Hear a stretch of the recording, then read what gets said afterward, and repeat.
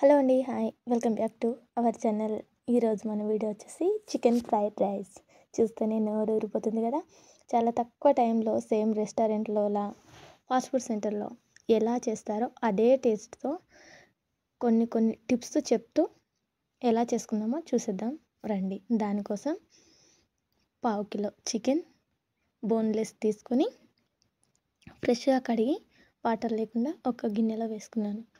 దాంట్లో కొద్దిగా ఫ్రెష్గా దంచి పెట్టుకున్న అల్లం వెల్లుల్లి పేస్ట్, ఉప్పు, కారం, కార్న్ఫ్లోర్, ధనియాల పొడి వేసుకొని పైనుండి కొద్దిగా ఆయిల్ వేసుకొని మొత్తం కలిసేలా ఇలా బాగా కలుపుకోవాలి.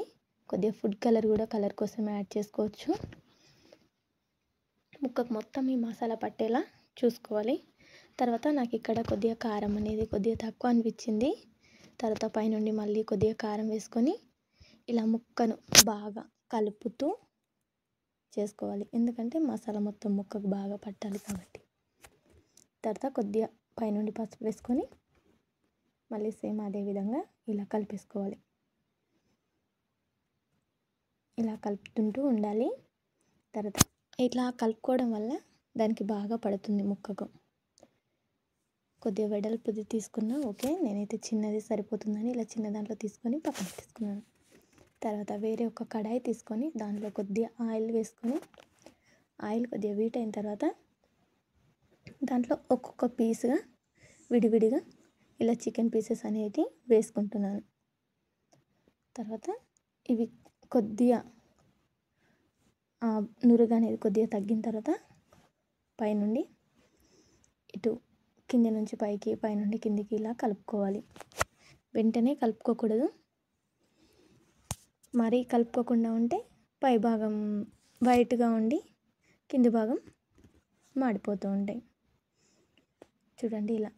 కాబట్టి ఎక్కడైనా వైట్ అనిపిస్తే దాన్ని ఇలా రివర్స్ చేసుకుంటూ ఉండాలి. ఇలా మధ్య మధ్యలో చెక్ చేసుకుంటూ ఇలా మొత్తం బాగా ఫ్రై అయిన తర్వాత తీసేసుకోవాలి వేరే గిన్నెలోకి. తర్వాత సేమ్ ప్రాసెస్గా మిగతా చికెన్ ఉంది కదా, అది కూడా కొద్దిగా దీంట్లో ఆయిల్లో వేసుకోవాలి. మీడియం ఫ్లేమ్లో పెట్టుకోవాలి. హై ఫ్లేమ్లో పెట్టుకుంటే ఇలా మాడిపోతుంది.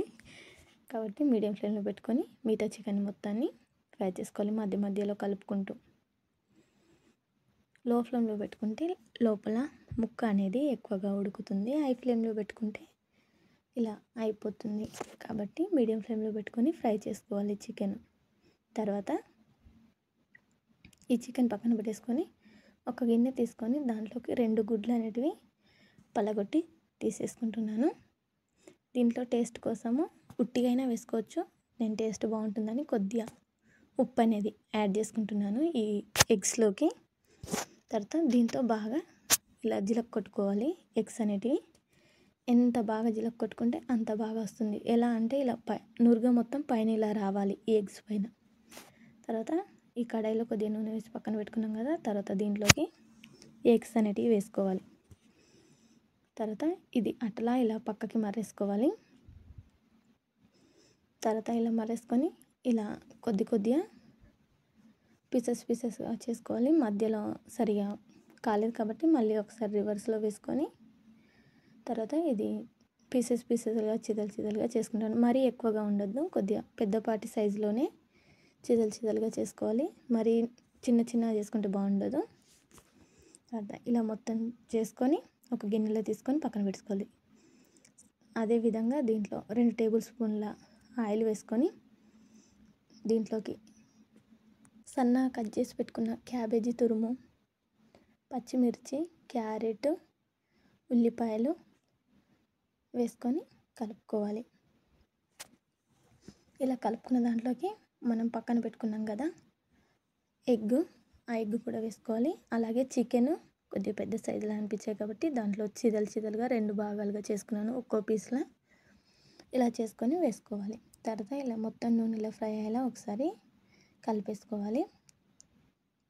ఇలా మొత్తం కలిసేలా. తర్వాత అన్నం ఉంటుంది కదా, ఆ అన్నం ముందుగానే వండి పక్కన పెట్టేసుకున్నాం కాబట్టి అది ఎక్కడ గడ్డల్లా లేకుండా చూసుకొని దీంట్లో వేసుకోవాలి. గడ్డ ఉండకూడదు, కరెక్ట్గా కలవదు కాబట్టి పొడిగా ఉండాలి అన్నం అనేది. తర్వాత కొద్దిగా పెద్ద సైజు ఉంటే కడాయి బాగుంటుంది. మీ దగ్గర ఉంటే తీసుకోండి. తర్వాత ఇలా మొత్తం కలిసేలా అడుగు నుంచి బాగా కలిపేసుకోవాలి. ఎందుకంటే ఆ అడుగునున్నవి మొత్తం ఈ అన్నంకి పట్టాలి, ఈ ఆయిల్ మొత్తం ఈ అన్నానికి అబ్జర్వ్ కావాలి. అప్పటి వరకు ఇలా కలుపుతూనే ఉండాలి. అడుగు నుంచి మొత్తం ఇవన్నీ పైకి వచ్చేలా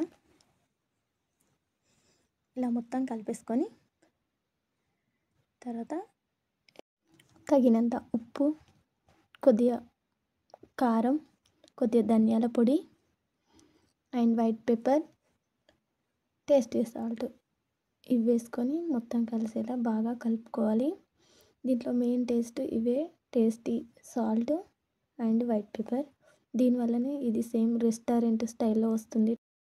మనం ఎప్పుడైనా బయటకు వెళ్ళినప్పుడు ఎక్కువగా ఫాస్ట్ ఫుడ్డే కదా చాలామంది ఇష్టపడతారు. అలా బయట తినడానికన్నా ఇలా చేసుకుంటే సేమ్ అలానే ఉంటుంది. తర్వాత ఇవన్నీ వేసుకొని ఒకసారి మొత్తం కలిసేలా బాగా కలుపుకోవాలి. చాలా కలర్ఫుల్గా అయిపోతుంది. తర్వాత దీంట్లో కొద్దిగా సోయా సాసు అండ్ వెనిగర్ కూడా వేసుకోవాలి. ఇవి వేసుకొని మళ్ళీ ఒకసారిగా మొత్తం కలిసేలా బాగా కలుపుకోవాలి. తర్వాత పైనుండి కొత్తిమీర వేసుకుంటే chicken egg fried rice ready. నా దగ్గరనైతే కొత్తిమీర లేదు, అది స్కిప్ చేశాను. మీరు కూడా ట్రై చేయండి, తప్పకుండా నచ్చుతుంది. అంతే పర్ఫెక్ట్గా కూడా కుదురుతుంది. వీడియో నచ్చితే ఒక లైక్ చేయండి. అలాగే ఎలా ఉందో కామెంట్లో చెప్పండి. ఒక ప్లేట్లో వేసుకొని ఇలా నిమ్మకాయ, ఉల్లిపాయ వేసుకొని తింటే సూపర్ కదా.